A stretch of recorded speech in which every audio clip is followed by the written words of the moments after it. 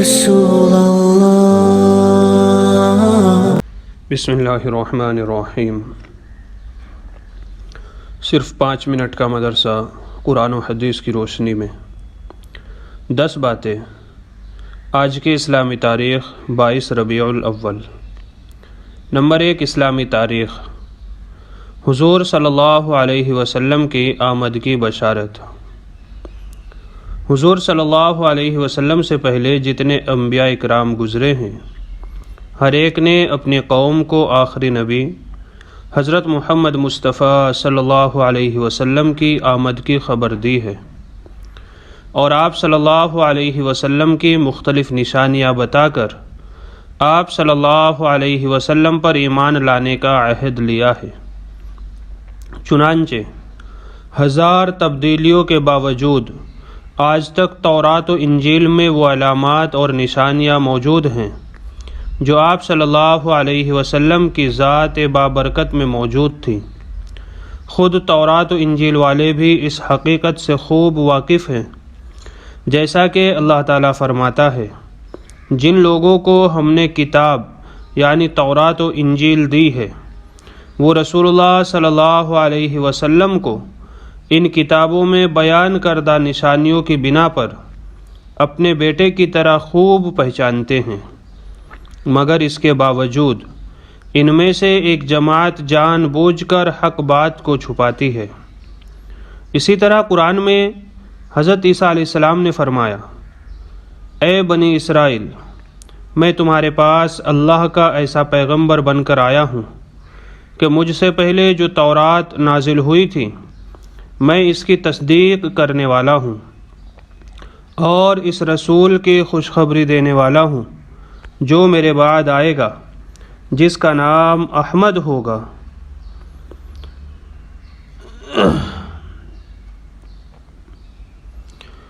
اسی طرح قرآن میں ہے کہ حضرت عیسیٰ علیہ السلام نے فرمایا، اے بنی اسرائیل، میں تمہارے پاس اللہ کا ایسا پیغمبر بن کر آیا ہوں کہ مجھ سے پہلے جو تورات نازل ہوئی تھی میں اس کی تصدیق کرنے والا ہوں، اور اس رسول کی خوشخبری دینے والا ہوں جو میرے بعد آئے گا، جس کا نام احمد ہے۔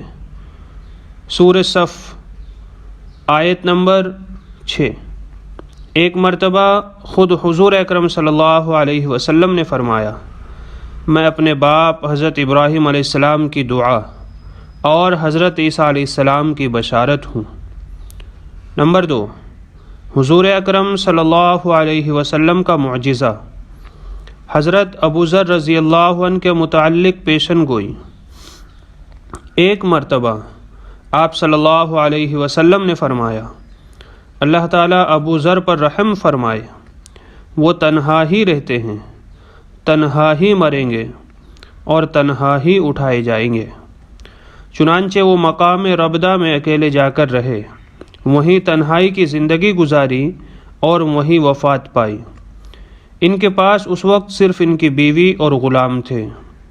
نمبر 3، ایک فرض کے بارے میں اللہ تعالیٰ پر توکل اور بھروسہ۔ قرآن کریم میں ہے، اپنا بھروسہ صرف اللہ پر رکھو اگر تم واقعی صاحب ایمان ہو۔ فائدہ: توکل یہ ہے کہ ہر معاملے میں یہ سمجھے کہ کرنے دھرنے والی ذات اللہ ہی کی ہے، اور اپنے کو ہر معاملے میں اس کا محتاج سمجھے۔ یہ توکل ہر معاملے میں فرض ہے۔ نمبر 4، ایک سنت کے بارے میں مغفرت اور طلب رحمت کی دعا۔ مغفرت اور طلب رحمت کے لیے اس دعا کا اہتمام کرنا چاہیے، ربنا آمنا فاغفر لنا وارحمنا وانت خیر الراحمین، جس کا ترجمہ یہ ہے، اے ہمارے پروردگار، ہم ایمان لے آئے ہیں، لہٰذا ہماری مغفرت فرما دیجیے اور ہم پر رحم فرمائیے، بے شک آپ بڑے ہی مہربان ہیں۔ نمبر 5، ایک اہم عمل کی فضیلت، والدین کے لیے دعا کرنا۔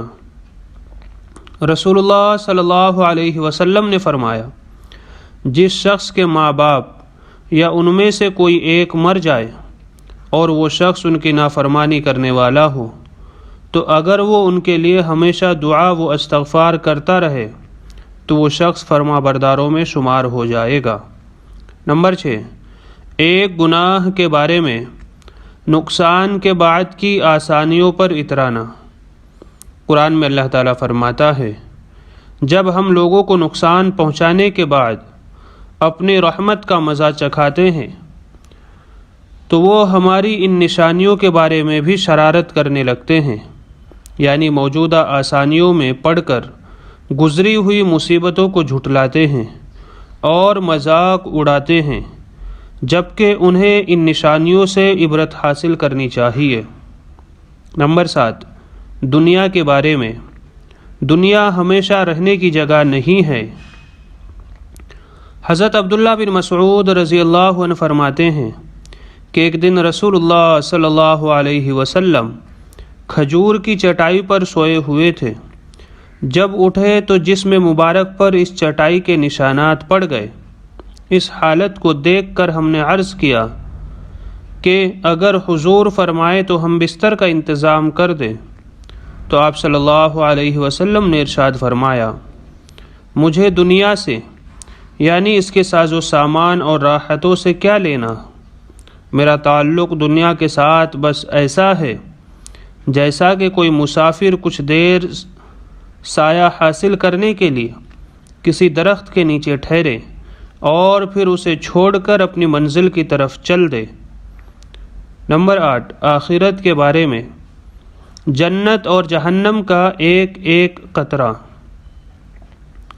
رسول اللہ صلی اللہ علیہ وسلم نے فرمایا، اگر جنت کا ایک قطرہ تمہاری اس دنیا میں تمہارے پاس آ جائے تو ساری دنیا کو میٹھا کر دے، اور اگر جہنم کا ایک قطرہ تمہاری دنیا میں آ جائے تو ساری دنیا کو تمہارے لیے کڑوا کر دے۔ نمبر 9، طب نبوی سے علاج، آنکھوں کی حفاظت کا نبوی طریقہ۔ نبی کریم صلی اللہ علیہ وسلم کے پاس ایک سرمے دانی تھی جس سے آپ صلی اللہ علیہ وسلم 3 بار ہر آنکھ میں سرما لگاتے تھے۔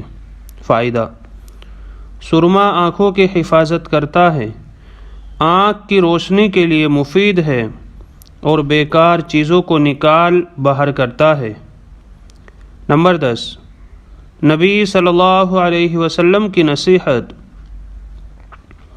رسول اللہ صلی اللہ علیہ وسلم نے فرمایا، جب تم میں سے کوئی شخص کسی کو قرض دے، پھر وہ قرض دار اس کو کوئی ہدیہ دے یا اپنی سواری پر سوار کرے تو نہ ہدیہ قبول کرے نہ اس کی سواری پر سوار ہو۔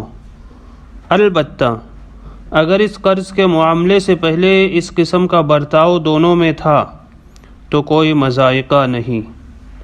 اللہ پاک ہم سب کو نیک عمل کی توفیق عطا فرمائے، آمین یا رب العالمین۔ رسول اللہ